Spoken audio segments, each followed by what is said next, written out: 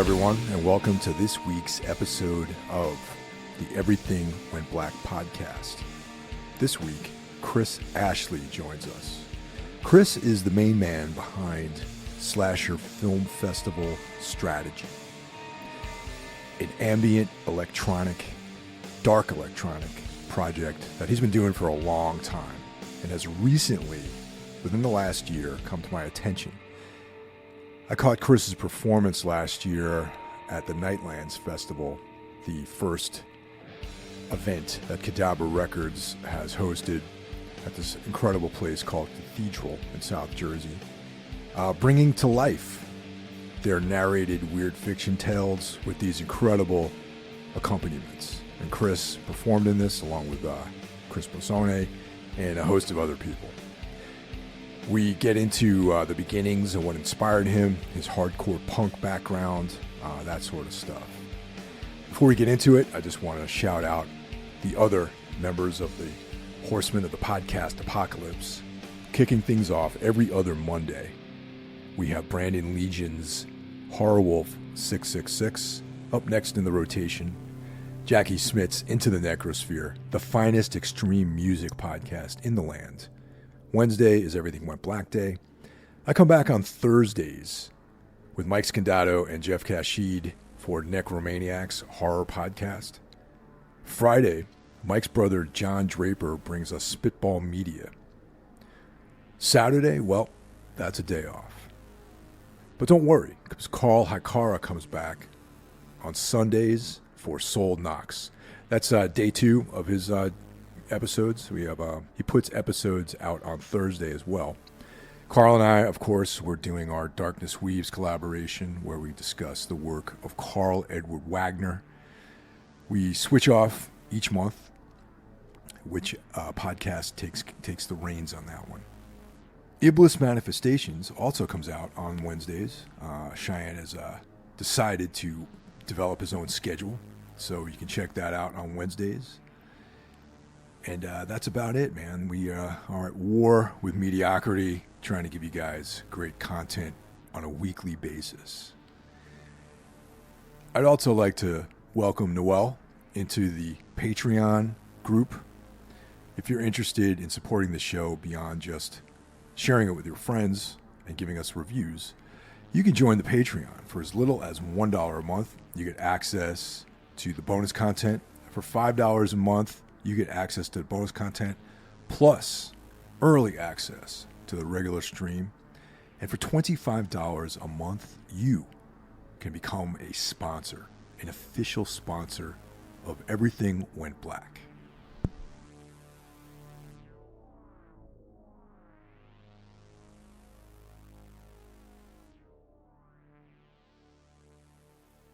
So last year, I attended the Nightlands Festival, the first of many, hopefully, events that Cadabra Records put out somewhere down in South Jersey at this incredible venue called Cathedral. And that's, you and I briefly met because I bought a couple of your records, but that was the first time I saw you perform as a Slasher Film Festival Strategy. So that event was a lot of fun, wasn't it? Oh, absolutely. Yeah, it was, I, under the Slasher Film Festival Strategy name, I don't perform a lot. I mean, through the years, it's been very sporadic. So Jonathan gave me the opportunity to come perform The Human Chair with Lawrence. And yeah, it definitely was inspiring. And I think kind of jump-started my energy in terms of wanting to perform more and record more. So yeah, it definitely was a excellent time for sure. That's such a unique environment, man. It's like for anyone who's been listening to this podcast for any amount of time will know very well the Cadabra Records guys, because I've had Chris on a few times. Jonathan made a very brief appearance. He's a man of few words, He's Indeed. likes to lurk in the shadows behind the scenes, Yeah, so Jeremy Hush has been on, so there's been people associated with that world. So now you're on there. So, but anyone who has not attended one of these events, is in for a real treat if you're a fan of spoken word, weird fiction, and accompanied composition. And that's for me, it was like a real interesting day, 2 days actually, and then all the vendors and getting to meet people. And I got to meet ST Joshi, which was like a huge high point of the whole year for me, actually. Yeah, definitely. So how did you get involved with the Cadabra Records guys? So it's interesting, like the Slasher project is pretty old. It's, I actually started it, believe it or not, it was probably like 96 or 97. And I just kind of have been producing music under that moniker in some capacity for a while. Probably about 10, 12 years ago, I kind of ramped it back up and started putting out some LPs. And I think it was like 2016, Jonathan reached out to me. Cadabra was relatively new, maybe a year or two old at that point. And he had been putting some stuff out, and he had kind of reached out and said, hey, introduce himself, talk to me about, kind of working on a 7-inch, which was the first record I did with him, which was the Hearse song. Anthony DP Man read it, and it's definitely different, kind of out of my comfort zone in terms of what I did. But yeah, he kind of reached out, and honestly, excuse me, honestly, I didn't even realize like how to approach the project because it was such a new concept to me.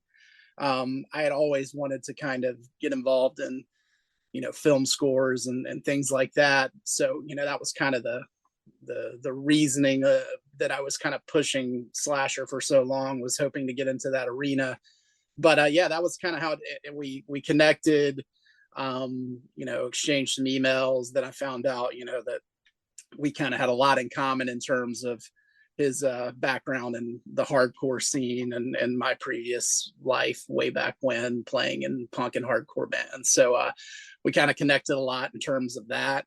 And since then it was kind of slow going. I did, a few releases with him, and then it's kind of ramped back up over the past, I'd say a couple years. So now that you mentioned that you had your background was in hardcore and punk rock music, so you and I have actually met somewhere in the dim past.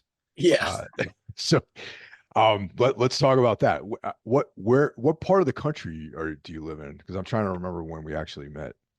Yeah, so I'll have to kind of give you the quick rundown. So originally I'm from the southern US. I grew up in South Carolina. So it was in I spent a majority of my life in upstate South Carolina. Then I moved to the Richmond, Virginia area for about 4 years. And then most recently, and where I'm located now, is in central Maine. Okay. I've been here for 3 years. So we crossed paths. It was most likely both of our bands touring. And it was back when you were in Anodyne. So that was probably early 2000s. I was playing in one of my hardcore bands at the time. And it seems like, I remember we played with you guys probably a couple times. And I had met, honestly, I think, when I met you guys, I had met your drummer, Joel. And Yeah. I think he was doing like an electronic thing as well. So we kind of actually talked about that aspect of music. Again, this is probably 20 or more years ago. And, it was, we kind of connected over that, because I maybe even gave him one of the early like Slasher CDRs or something. So it was pretty primitive back then, but I think he and I connected. But yeah, definitely familiar with your work, and Tombs and, Anodyne, and really love that Versoma record you did. So yeah, definitely from afar been a fan. So it's really cool dude. to kind of chat. So No, that's killer, man. Yeah, Joel has I think he still does an electronic project. It's called Avorza. oh, And cool. yeah, we at that period of time we were actually living together. There was an apartment. There was like three of us shared, not the bass player, but me, Joel, and another guy shared an apartment in Bushwick. And I remember Joel would disappear into his room for hours and hours and hours, and I would just hear like the same tracks over and over and over again as he Sure. was like perfecting whatever he was working on. But the interesting thing about that is he would A B it with like Napalm Death, and Oh, like nice. Yeah, it would be like Fear, Emptiness, Despair, and then like his electronic track. I was like, wow, that's like really interesting, man. But yeah, he's one of the most talented guys I know, man. He's I mean, before we played together, obviously he's an incredible drummer, but then he Yeah, yeah. played guitar, like he's a really great guitarist, and he's just could do. I mean, the Avorza had bass on it, so he was playing bass on that as Oh, well. nice. Yeah, just like a real interesting guy, man. Like he's so yeah, it's no surprise that you guys like discuss like electronic music. Yeah, it was pretty wild. I remember him being a really nice guy, and I'm typically pretty introverted and quiet, so I don't really get out of my comfort zone. But he probably we engaged probably some mutual respect, and then electronic came out, and that was not a common thing for hardcore metal musicians really talking much about that side of music. And I was kind of just excited that someone else was open-minded enough to kind of give that stuff a chance. I think now everyone is definitely a lot more open-minded and experimental when it comes to all types of music. But I think early 2000s, and especially when I first started in the late 90s, it was definitely a different world trying to I guess promote this little project I was doing in my bedroom while I was playing hardcore shows. Yeah, that's always been interesting to me. Is like you know, in my perspective, I feel like a lot of people had these kind of noise electronic side projects that they were doing. I mean, Relapse had that whole other arm of their label Yeah, release. Release Entertainment. Yep, Yeah, and absolutely. they were doing like Merzbow Records, and Yep. so but definitely correct in that it was like a niche that not a lot of people in the hardcore metal scene were exploring so much, but there was definitely like this undercurrent in certain bands of that sort of thing. So what was some of the early stuff that inspired you to do that? Yeah, it's interesting you bring up like Release Entertainment and things like that, because that was definitely part of it. Kind of it really started probably I was playing in this band maybe 97, and I was kind of just really into experimental stuff. I mean, we were just a really noisy hardcore band. We had two drummers, and it was Oh just kind wow. of it was different at the time for sure. And I was trying to start a record label. I was, I don't know, 18, 19 at that point, probably 19. And I was kind of reaching out to bands at the time, and I was really like into the whole like I'd gotten out of the more, I don't want to say chugga chugga, but the more metallic hardcore stuff, and gotten more into grindcore and power Right. violence type stuff. So it actually started, I would write like Chris Dodge from Slap a Ham Records Oh and yeah. Spaz, and then I wrote Eric from Man is the Bastard, Hmm. and we started like this kind of pen pal thing. And he really kind of enlightened me on a lot of things. He introduced me, I was probably sort of aware of Merzbow, but that was more of a just hearing the name, growing up in the rural South, and in the internet infancy, it was not very easy to learn about things unless you read it in a fanzine or something. But as I kind of chatted with Eric, I mean, we still talk to this day, but we would just kind of send letters back and forth, and he would recommend stuff. And Man's the Bastard was kind of at the end, and he was doing more of the Bastard Noise Right. project, Hmm. what he still does. So that kind of led me down a path to like MSBR and Pain Jerk, a lot of Japanese like power electronic stuff. And that was like, really just a different world. Like, I mean, I was aware of like Throbbing Gristle and stuff like that. But in terms of just like hearing like straight up harsh noise was like it was inspiring. It's just so out of my kind of never heard anything like it before. So I kind of really went down that path, and I started a year or so later, kind of started this label. And it kind of, I was already into like Vermiform Records, like Born Right. Against, and they kind of moved on to Men's Recovery Project, Yep, which is a little exactly. experimental. So I really kind of got into, I guess, experimental punk, experimental hardcore, and that kind of crossed over to like the power electronic stuff. So that was an early kind of, hey, this can be done. But I was doing a different thing. I was trying to create like horror movie inspired compositions. They were really short, they're primitive. I mean, I was not a keyboard player. I'm a bass player. I mean, I play guitar, but bass is my instrument that I actually feel confident playing. I mean, I've got a big wall of synthesizers here, but I'm pretty average when it comes to keyboards. But I kind of just started learning that with drum machines. I started playing around with some samplers, and this was in the late 90s. And Eric Wood was very he was positive, gave me really good feedback. And honestly, kind of, it's probably late 90s, he sent me a copy of the Halloween soundtrack on CD, and I had never really listened to horror movie music as like a standalone product at that point. Yeah. So, kind of putting that CD on and listening to John Carpenter, I'm like, wow, this is awesome. It's really minimal. It's kind of, so that was kind of what inspired me and kind of influenced me at the time. I was also into like other things. Like I really liked, beats, like East Coast kind of hip hop beats. Oh yeah. Like Mobb Deep and stuff like that. Wu-Tang Clan, Gangstar, stuff like that. So I really just was listening. I'm a hip hop fan, but I was really into just like trying to figure out the whole like the instrumental piece. And it was kind of, the earlier stuff was probably some power electronics, some horror movie music, a little hip hop beat stuff. So it was that was probably late 90s. So that was kind of what launched me into trying to do these little almost vignettes of little minimal kind of stories that were dark and kind of horror movie themed, if that makes sense. Yeah. No, it's interesting because you mentioned Man is a Bastard Noise, and I feel like that within the world of hardcore punk, there's like several different trajectories that people seem to be on, and obviously what I'm going to call the dead end trajectory is like if you're like that kind of tough guy, like very by the numbers kind of stuff. Sure.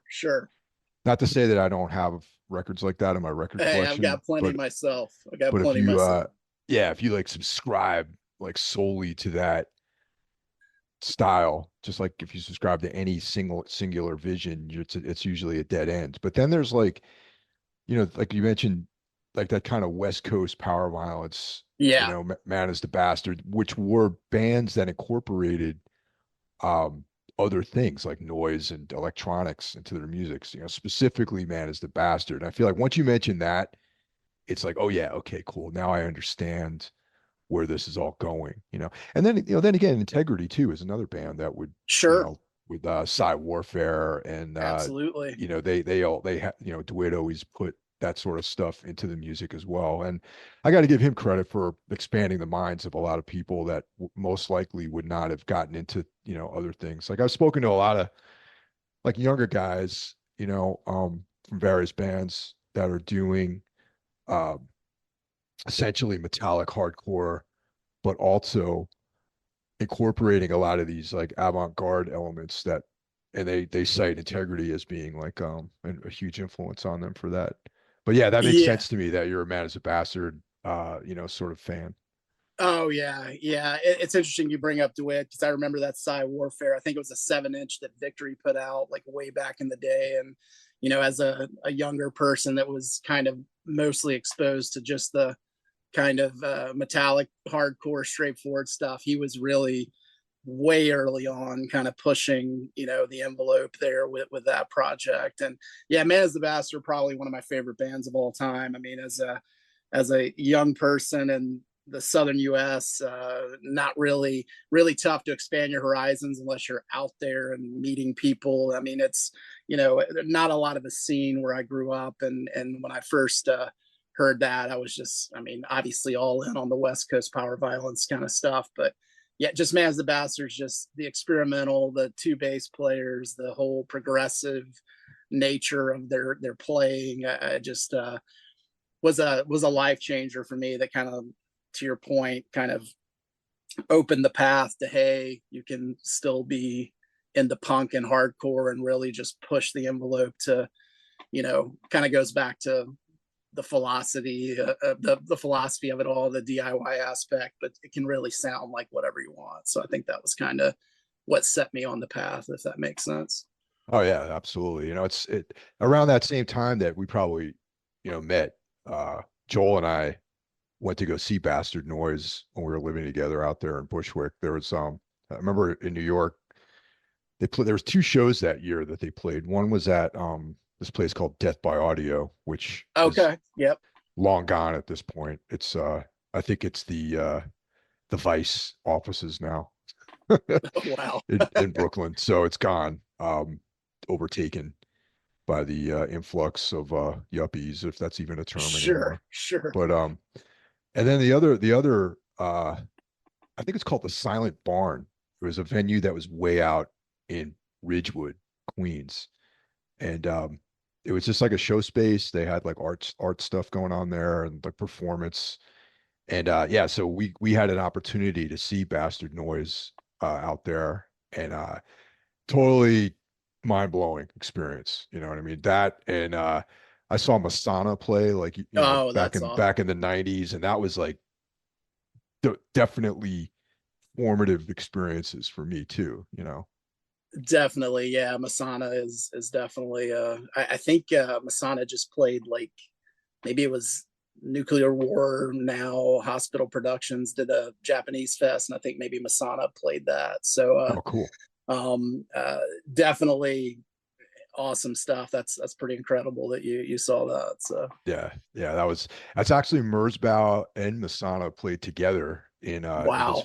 venue in Boston back in like 97 or 98 or something like that when I was living up there. So that was yeah, that was incredible, man, for sure. Absolutely. Yeah, that sounds killer. You know, and again, in those years I was, in the deep south, kind of trying to start some hardcore bands or maybe doing some small tours. And, I never when we toured, we never really made it up the East Coast. I mean, we typically would end up in the South or the Midwest when we would go out on tours. But that was back in the day where you're calling random people on payphones trying Oh to book yeah, a man. show and hope when you show up like the promoter's actually there. So, but some good times for sure. Yeah, dude, that's a whole world that a lot of people don't even know even existed, using a payphone to Yeah. book a tour. I think I told this story once before, but I when I lived in Boston, I had we me and my some of my bandmates, we lived in a house, and then I had a room in the attic, and there was a like a wall jack for a phone, right? So Oh yeah. Yeah. I just assumed it was part of the house extension, you know what I mean? So I plugged the phone in. Turns out that whoever was living in that room, there was a woman who used to live in that room. So I remember when we moved in, they were moving out. Apparently she was like some kind of escort or something like that. And so my phone would ring, and one of my, and one night it was like some dude, and I was like, whoa, like this is definitely interesting here. So once we found out that it was a separate line, we booked an entire US tour using that line Yeah. until it got shut off, you know. Absolutely, the free long distance, man. I Yeah. mean, And the kids today don't understand those long distance bills. So. and that was the age of pagers. So like Oh yeah, I had a pager. So in case I left a message, I had him say, yeah, just page me at this number. And then I called them back on that free line. So it was that's like, awesome. and then eventually the phone line was dead. Like someone caught up to it, and they're like, oh yeah, this is like someone's ringing, like racking up these like crazy long distance calls. So let's shut it down. But yeah, those are good old days. Absolutely. So as far as like your introduction through Eric Wood to horror film soundtrack. So what besides from Carpenter, were there any things that you felt it was anything else interesting to you that like sort of informed the work you were doing? Yeah, I mean, early on, I would, like I said, pre-internet, I didn't have at my fingertips, everything under the sun. So it was kind of a slow discovery. I got into some Christopher Young stuff. Obviously I was more less in terms of knowing the composers at the time, more like, hey, the Nightmare on Elm Street Right on. CD is great, and I'd kind of listen to that.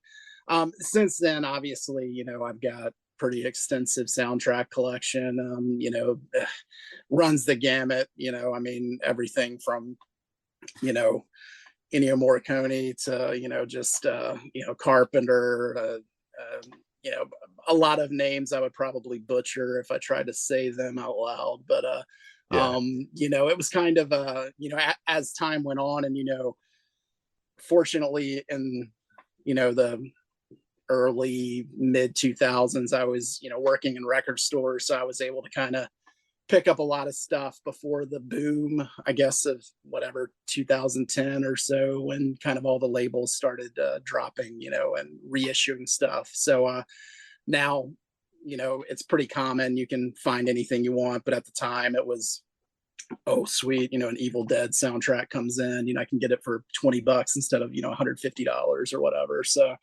so that was kind of, in terms of anybody that's, I listen to, whatever sounds good in terms of whatever creates the mood. I mean, I know there's a lot of modern soundtrack composers that, I may not be very familiar with their names, but, maybe their work is kind of resonated with me. I mean, obviously, the more common, which is not necessarily horror, but, Trent Reznor and Atticus Ross, their stuff is super awesome when you listen to some of the scores they do. So, in terms of that, I mean, obviously a lot of expansion over the years.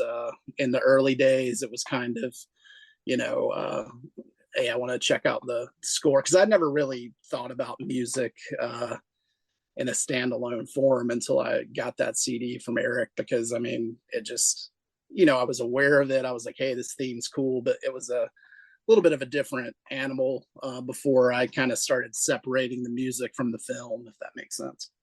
Yeah, definitely. And nowadays it's like unusual for a film score not to be released on vinyl, which kind of, Exactly. the downside is that you end up paying like top dollar for these things, and Yeah. but they're nice format. They're like, usually heavy weight vinyl with like, great artwork and that sort of stuff. Yeah, absolutely. I mean, when Death Waltz rolled out, and then, later Mondo and Waxwork, and, there was a lot of, even maybe 2010 or so, there was a lot of smaller labels doing stuff. So it was, I kind of dove in deep at that point and was picking up almost everything at the time. And obviously Fabio, his stuff, when Death Waltz first put out Zombie, I picked that up and I was, enthralled with that. And since then, obviously Cadabra's worked with him on several projects as well, the Beyond and Zombie, and some of the scores Fabio's done. So definitely a big fan of his work. And that was kind of, again, the Italian stuff, a lot of good Yeah. stuff in terms of, scores and films.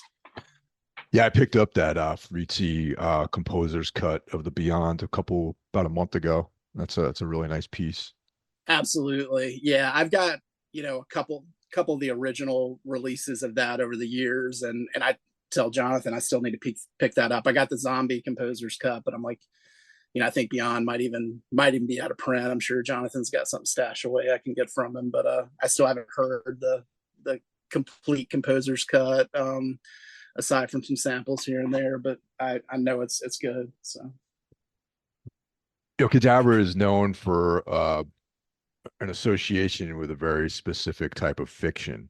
Like cosmic horror, weird fiction, gothic horror, that sort of stuff. Did you have an interest in that sort of literature, over the years?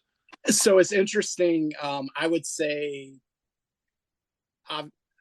my introduction outside of, the big names like Lovecraft and stuff, I mean, obviously Jonathan goes after some, more obscure stuff, some more, even some contemporary writers. Legati was somebody that I was not super familiar with. In terms of reading prior to like, jumping in with Cadabra and getting kind of exposed to so much awesome stuff. I mean, I'm more of like a nonfiction reader. So I mean, Oh, I okay. read a lot of like music biographies, like give you an example. Latest book I read was the Thurston Moore Sonic Life book. I'm just picked up Steve Turner from Mudhoney's book. So I like a lot of music, nonfiction type stuff, memoirs, things like that. I another book I'm just restarted. Is more science fiction, so it's not nonfiction, but is William Gibson's Neuromancer. I don't know if Oh you've ever yeah, read. it's a classic. Yeah, it's a Yeah, it's classic book. Yeah. I tried to read it back in the day and I was like, am I just an idiot? Like it was really hard to visualize a lot because he just throws you in the world. So it was Right. like, I'm like, there's and what makes it so awesome is, coming out 40 years ago and he's kind of painting the picture of the future in terms of, technology and things. So I mean that's kind of I jumped back into a little fiction stuff there. But yeah, since then, Lawrence really exposed me to Rampo and just his works. So I've picked up a bunch of the books that Rampo has, like there's several collections that you can get. So I've been reading a few of those, but outside of the Lovecrafts and such, a lot of this was a new territory for me, which is great because I've been exposed to some great stuff. I just picked up Matthew Bartlett's collection on Jonathan's slipping my name. I'm gonna butcher the pronunciation of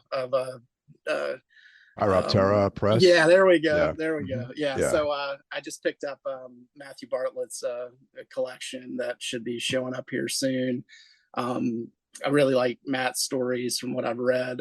He's given me a couple of his smaller collections, and I picked up some here and there. So yeah, it's a new world. I mean, obviously I've always loved like horror and kind of just weird stuff, but in terms of being an avid reader of the genre, probably have gotten more involved with it since being kind of introduced to a lot of these authors through Cadabra, almost 8-10 years ago. So Yeah, the Legati stuff is like some of my favorite. I mean, he's one of my favorite writers actually. Um, with modern weird fiction, and definitely. yeah, just like philosophically, you know, it's such a dark, bleak sort of philosophy that dude has, and yeah, it's just really interesting. Yeah, it's cool that you got it like because you scored the Human Chair, which is Yes. the Rampo story. Yeah. And frankly, it was the first I'd heard of Rampo, and that story was just so wild. So kind of connected with Lawrence and was like, hey, give me some recommendations on some of the collections. And he kind of rattled off, he's like the Rampo historian. I mean, he knows all of the stuff. So yeah, like I said, I picked up 3 or 4 different volumes. I think there's a new one. When I saw Lawrence in May, he was saying, I think there was one that was recently released. I forgot what it was called, but yeah, really into those stories. The Rampo stuff is great. And that's kind of been, Lawrence and Cadabra was my gateway into that material.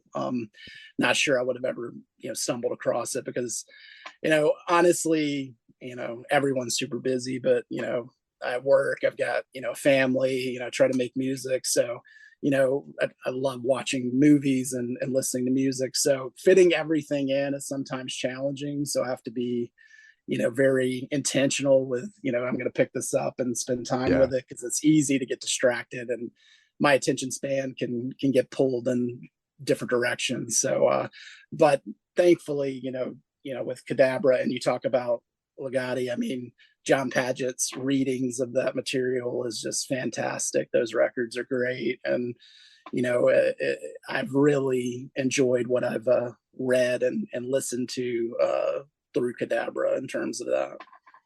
Yeah. Padgett's the Legati guy. And just the same Absolutely. way the same way Lawrence is like the Rampo guy. Yeah, exactly. Yeah. Have you read any of Padgett's fiction at all? I do have what is it, The Secret of Ventriloquism? Yeah. I've got that one. That's all I have of Padgett.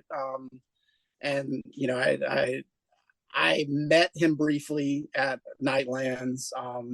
Super nice guy, and yeah, definitely seems to be the guy when it comes to Legati. I mean, I know that he actually, I think I was following him on Facebook or something, and he had just put out some readings on like Audible of some stuff with Legati. But yeah, I've only read the part of the Secrets of Ventriloquism. He just reissued it. Maybe it's been like a year now, but I remember I ordered it from him. And again, I'm bad about starting something and then jumping into something else. And the same goes with music. I'm just I get like a third of the way there and then I start a new project or something. So it's sitting down and just being completely focused and finishing is something that I occasionally will have challenges with.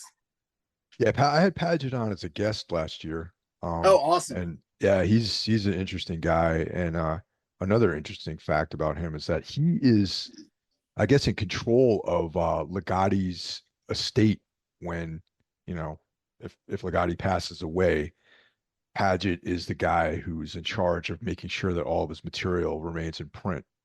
Oh, wow. I didn't know Yeah. that.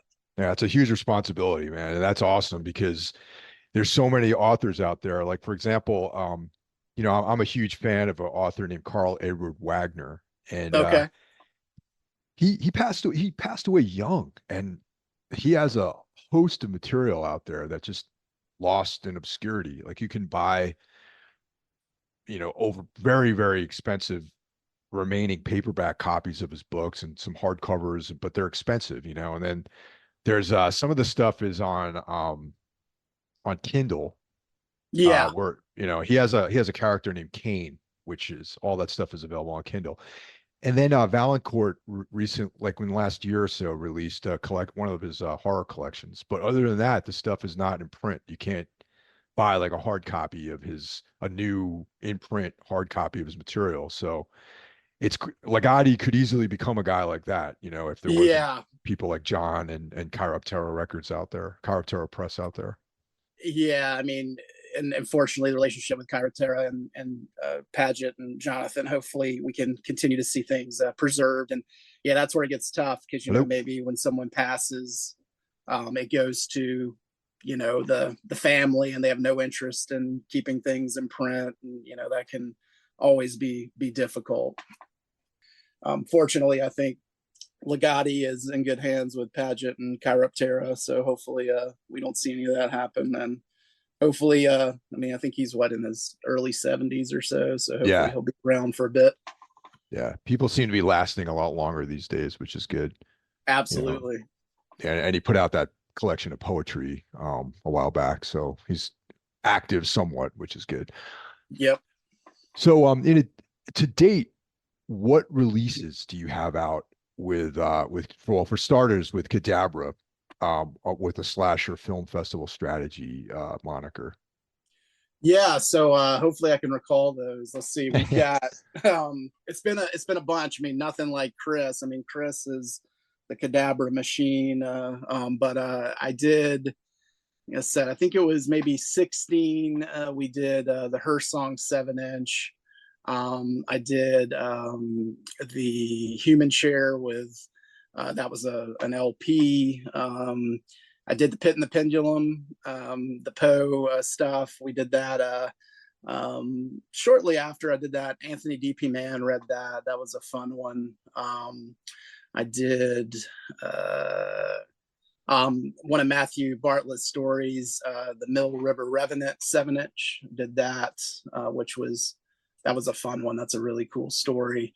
Hopefully I'm not forgetting anything. We just had the HB Marriott Watson split LP come out with Chris Pizzone and myself, which was that one just came out, and that I did The Devil of the Marsh. Lawrence read that. Lawrence reads The Thing in the Cops as well. Okay. And then we have coming out soon is The Repair of Reputations, the Chambers story. That I think the covers are holding that up. I think the vinyl's been done for a while, but yeah, that's what I heard too. Yeah, I heard yeah, something going on with the jacket production, but that's done and ready to go here. I would think probably we'll see that, very shortly.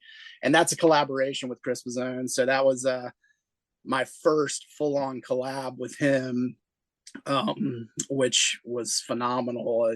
We can talk about that a bit. And then upcoming, I contributed to the Charles Dexter Ward massive 8 LP box set, Dude, which is going that's to gonna be insane. that's gonna be incredible, man. I'm looking forward to that. Yeah, I mean, those stories are fantastic. And I mean, Chris did a phenomenal job. He obviously did a bulk of the score there. I contributed, probably a bunch of themes there, but Chris did the legwork there. It's funny, like, so Chris and I started with the split LP that we just did with Lawrence. It just came out, and then we started doing some collaborations, which now we've done 2 recorded collaborations. And back in May, we did a live series with Lawrence, where we recorded like 4 different stories over a couple days, where we were collabing. And it's really interesting because, I mean, first off, Chris is immensely talented and a super amazing, nice guy, but he's really so organized in terms of laying out structures to kind of scoring these tales. And he's just made me so much more productive. I mean, he'll send me some notes, and it's funny, like when we recorded some of this stuff and I would listen to playbacks, I would even forget like what I played. It's like we would kind of get in sync to where, is this Chris or is this something I did? And that was very much when we did the live performance in May. It was like I felt like we were really in sync in terms of tones and just atmospheres, to where, am I playing that or is Chris playing that, which is pretty cool. So, I mean, I think you've had Chris on a couple times on your podcast. He is the man in terms of, Cadabra, and he and Jonathan are definitely, Jonathan is the foundation, and, Chris is definitely, such a major part of that whole project in terms of his, scoring, and, just being so into that label in terms of producing material. What's interesting is when I first reached out to Cadabra Records, I was a fan, you know what I mean? Like, I remember finding the label and buying stuff from them and being totally into it. And then I was like, you know what, these guys, like, I feel like I want to find out more, So Yeah. Chris, Jonathan was the one who responded, but he deferred everything to Chris as being like the kind of mouthpiece of the label. You know what I mean? Yeah. So, and it's like, I mean, Jonathan's awesome, man. Like, I got to hang out with him at Nightlands when we did that, when that whole thing happened. And I was like, someday I got a little bit from him, like we did some live stuff while we were there for the podcast. And but I'd like to sit down with him too, man. Like, if he could make some time. But he's just like he likes to be in the shadows, It's interesting, Yeah, totally. I mean, to your point, I mean, he's a phenomenal guy, and he is, I don't want to speak for him. He's pretty reserved, but super interesting guy. He's got a very interesting history. Played in some big, fairly big hardcore bands, and kind of does this thing. And the one thing, he's super excited about every project, and it's such a positive kind of a piece when you send him some, hey, here's some themes. I mean, he just gives you some really positive feedback, and it really is inspiring to kind of work like that. And then obviously, I mean, I put out some things on a lot of different labels with different projects, but I mean, the care he puts in the releases, I mean, it's top notch. I mean, some of the nicest records I've been a part of are on his label, and always tip on jackets and gatefolds when it doesn't necessarily need to be that, but he really has always kind of put the product and does a great presentation of not only the read and the score, but the package that comes out to the people who want to pick it up, So when you collaborate with Chris, is it all done remotely, or do you guys ever get together, or like, how's that process like? Yeah, so it started remotely. So he would send me, like I said, he's very organized when he attacks these projects. I mean, he has to be, just based on the the sheer volume of material he puts out. But he kind of sends like some outlines and says, hey, focus on this time span. Sometimes he sent me samples of what he did. I think the Repair of Reputations, I think we had, I can't remember if we shared samples or not. Yeah, we did. He did send me some of his material, but it's really kind of, I'll just listen to the read, kind of follow his cues, put down some stuff, and make sure we can kind of segue nicely into Chris's theme. But for the original themes I did for the Charles Dexter Ward box set, I didn't have any of Chris's material, and I kind of just, did my themes and sent them to him and Barry Knobb, who is like a piece of that kind of team with Chris and Retro City Studios. But I would send it over, and fortunately it fits. But yeah, most of the things we've done, like with the split record and then the 2 collabs, we did remotely. But then when we did the live series at Retro City Studios in Philadelphia back in May, we were collaborating kind of in real time. We both kind of just put together some themes and a lot of improvisation, and those were all recorded. So some definitely, it was really, really cool to kind of, play with someone. I mean, through the years, I've kind of become so isolated. There's not a lot of, jamming, things that I did in my younger days. And definitely miss that, just being able to get in a room with someone else and kind of bounce some sounds off of one another. But yeah, it starts remotely. I send him my recording. He and Barry will go into Retro City Studios and kind of piece it all together, mix it, get it ready to release. And they do some epic sessions over there. They'll, I know that I've sent them loads of material, and they'll do an all-day session, kind of putting everything together on Sundays. Yeah, that's a nice space, man. We went to one of those live recordings that happened late last year, and I guess I missed the one in May. I totally went right by me. But yeah, that's the Retro City is a really cool spot, man, for sure. Absolutely. Yeah. It's a great studio. And, it'd been a while since I'd been in a studio because I've recorded my own stuff for so long. It's just kind of, when you're doing electronic stuff, it's a lot easier to, way back in the day, I was doing it all on, 4 tracks. And eventually I had like some, equipment where I could do up to 8 tracks. But now with computers, you can do a lot of it just in your house or your studio room. But getting into a real studio and kind of it was very inspiring kind of for me, having been kind of away from that for quite some time.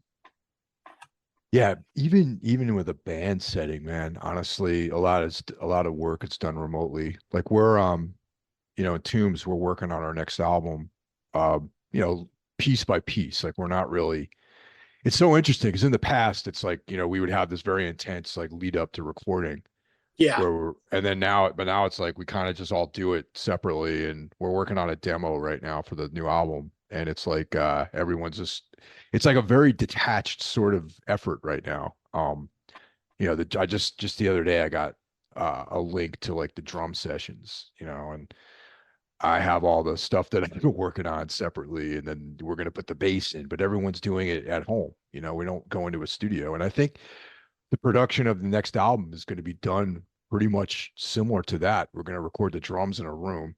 Yeah. But most of everything else is going to be, I'm going to do it right here, probably all the guitars, and I'll probably record the vocals in a room, and then someone's going to mix it. It's a very, I kind of miss the old days of everyone being together in the studio and like going out to the diner after the Yeah. session, and or in some cases we would stay out we would go travel, like we recorded with Eric Rutan a bunch of times, so we went down to Florida and stayed in a hotel and like all that kind of stuff, and but it's definitely easier and cheaper to do these days, Oh, so 100%, man. I mean, I can definitely see the appeal and, the utilitarian aspect of, let's do it where we are and put it together. But to your point, and again, it's been a number of years, but being in the room and, I remember the days like when I lived in the South, we would record at the studio called the Jam Room in South Carolina. And, Oh, I think, some bands like Relapse Artist, kind of did some stuff. I think Bare Nest did some records there way back in the day, but yeah. I think didn't like Philip Cope have something to do with that? The dude yes. from Kylesa. Yeah. Yeah, he's like I think he's part of that. I don't know if he's just an engineer there now, but yeah, way back in the day, in the early days of sorry, my youngest daughter just came in to visit me. Cool. But yeah, the early days, like, probably the late 90s, early 2000s, that was the spot. You go to the Jam Room, and Jay Matheson, the engineer there, was always up to do anything. And of course, back in those days, it was let's record a record in a day or 12 Yeah. hours or 2 days. But we were together, and to your point, you kind of pound it out. You're in the room, you go have some food or hang out afterwards and listen to the cassette in your car, whatever. But definitely miss that aspect of creating music, the collaborative part. Now, with every project I do, it's kind of pretty isolated. Just when I find time, to do some recording. Yeah, yeah, definitely.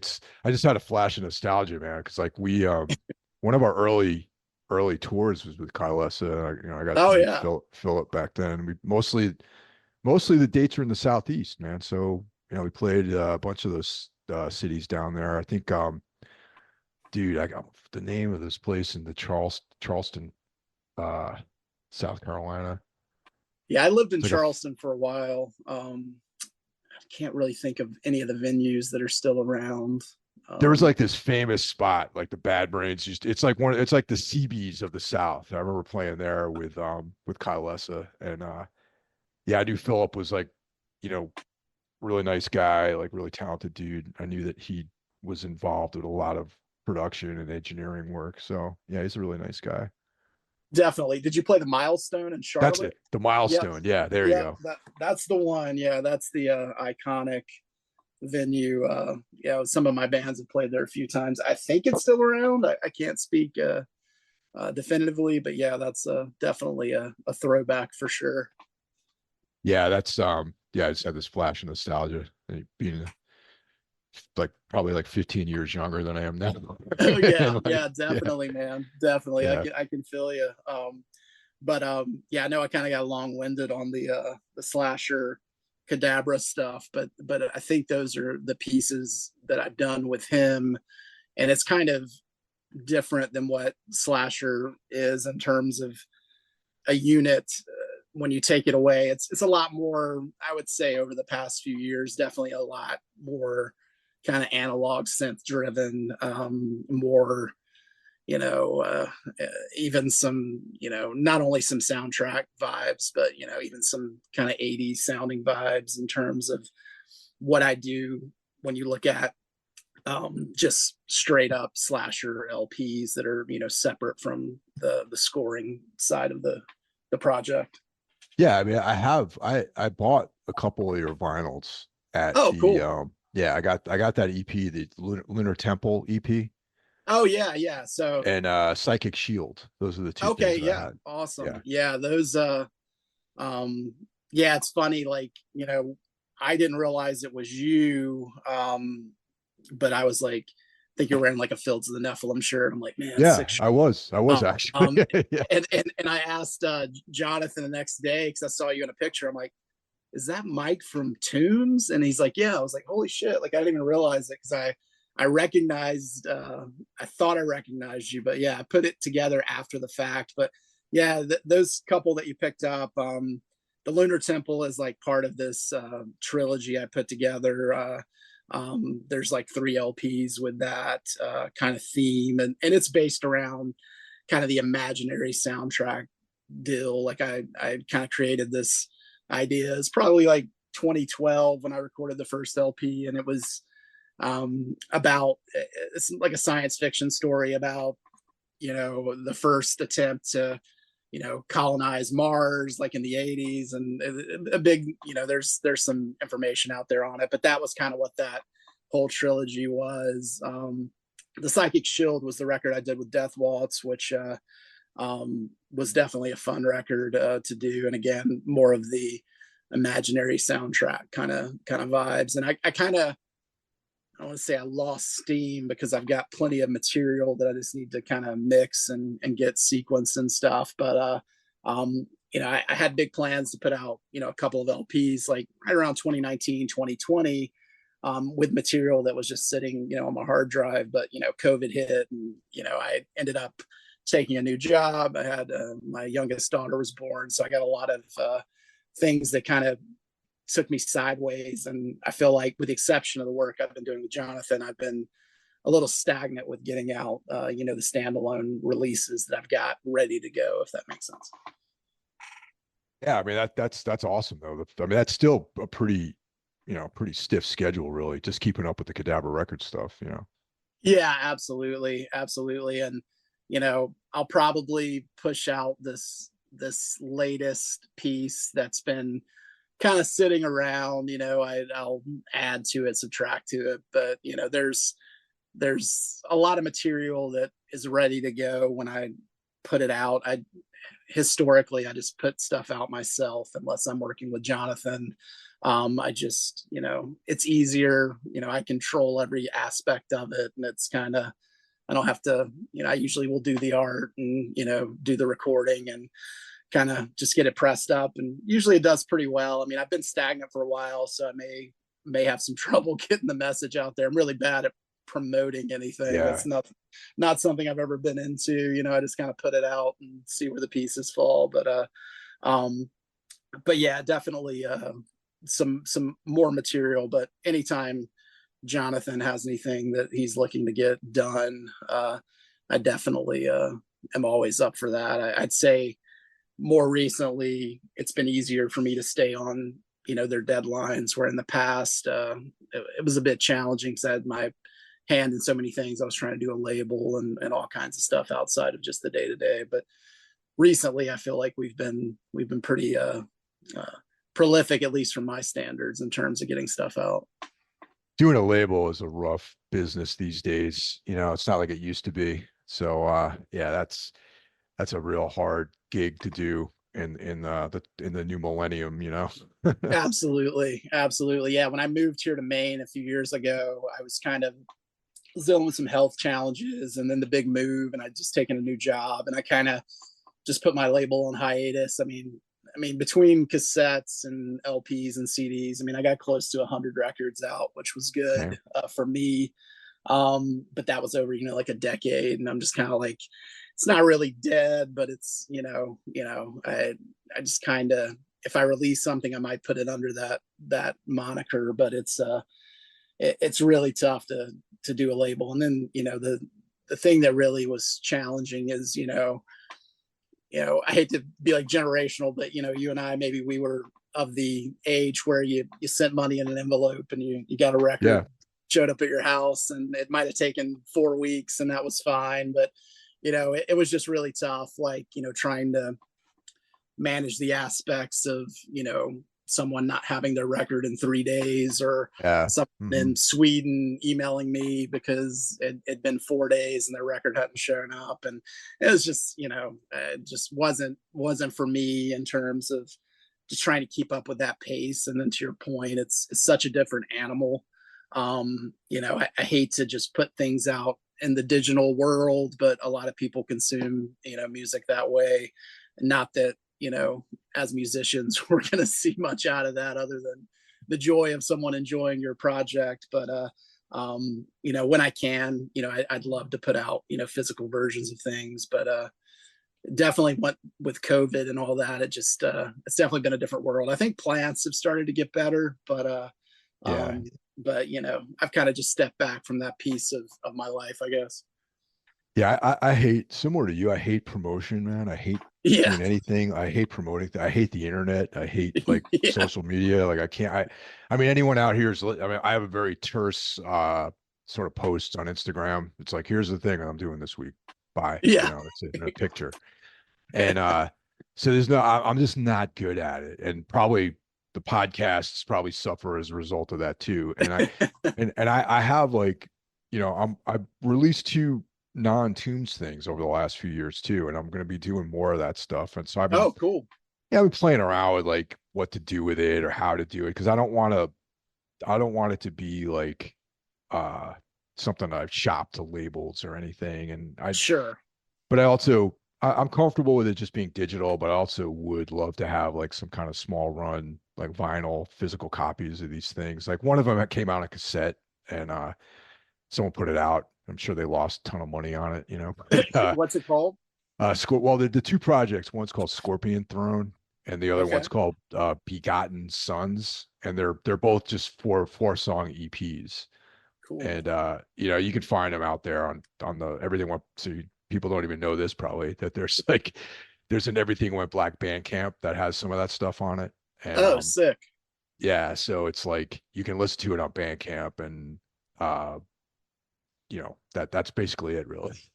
So No, that's awesome. I yeah, it's mentioned, that Versoma record you did. I was a big fan of that EP. That was a really cool thing, and I'd thanks. love to check Yeah. out some other stuff. Yeah, I wish you. I mean, I don't know if that was a one-off deal, but I know when you did that record, I was pretty stoked on it. I wish there was more material.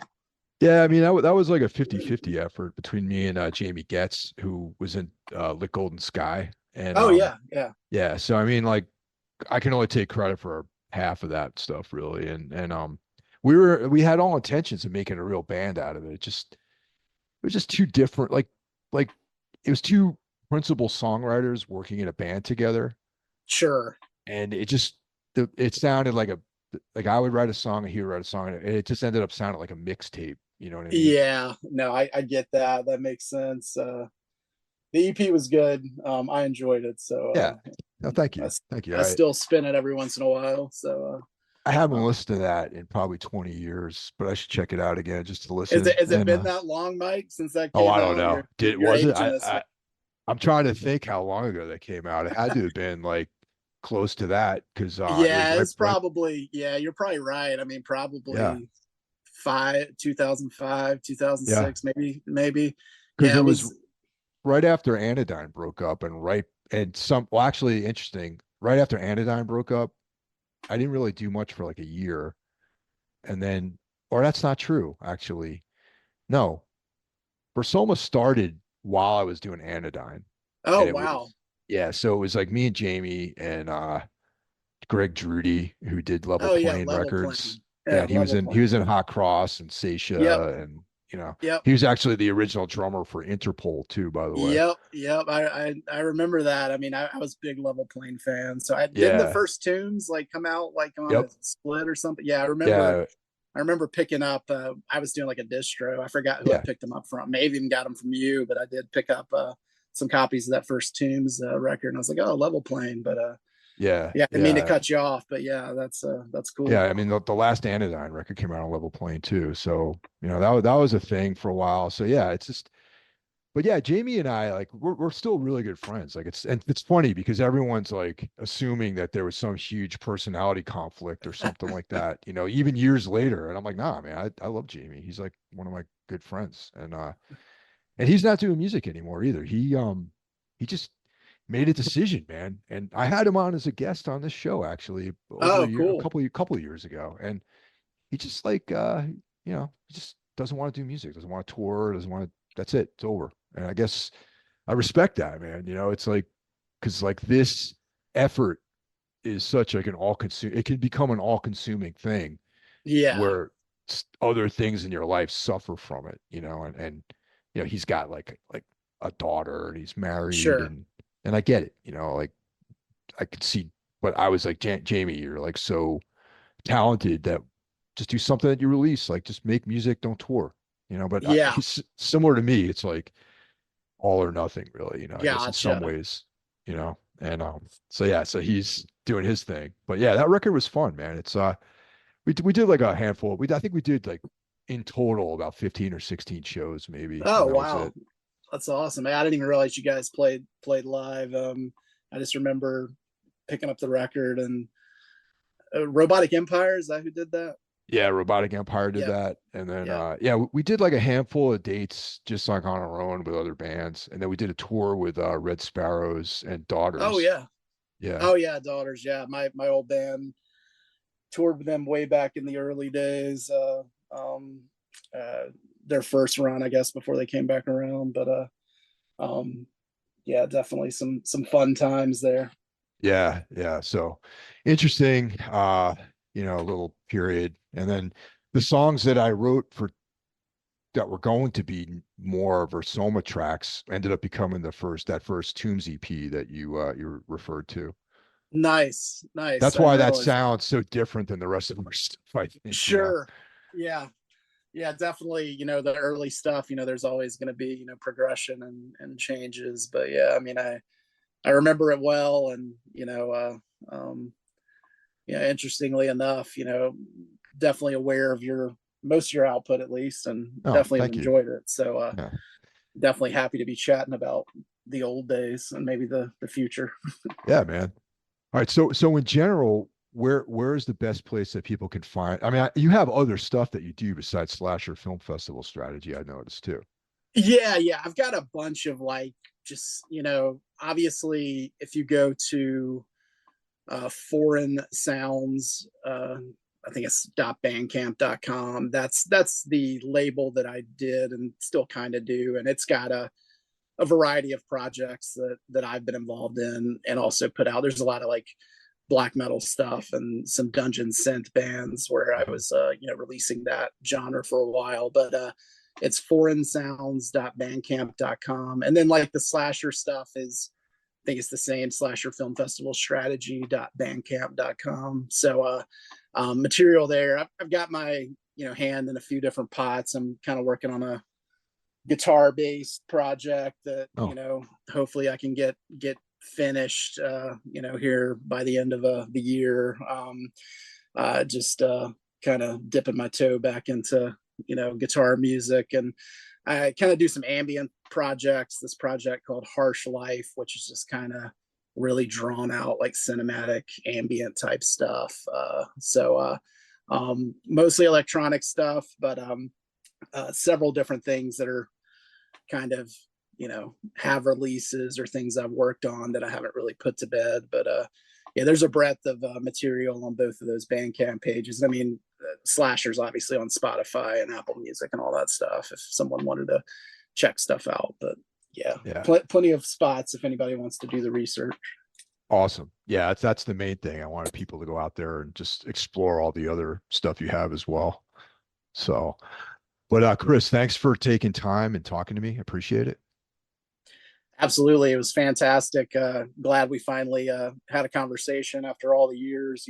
Just really appreciate you reaching out, and Oh yeah. always happy to chat about all the fun stuff coming out, and definitely get ready for that 8 LP Charles Dexter Ward piece. It's I think it should be up for sale now. I know there was like an early bird opportunity. Oh yeah. Yep. But yeah, that's going to be a beast. It's pretty ambitious effort from Jonathan, and I really want to see him see that one see some good success out there. So Well, thanks for listening, everyone. We'll talk to you next week. Take care now.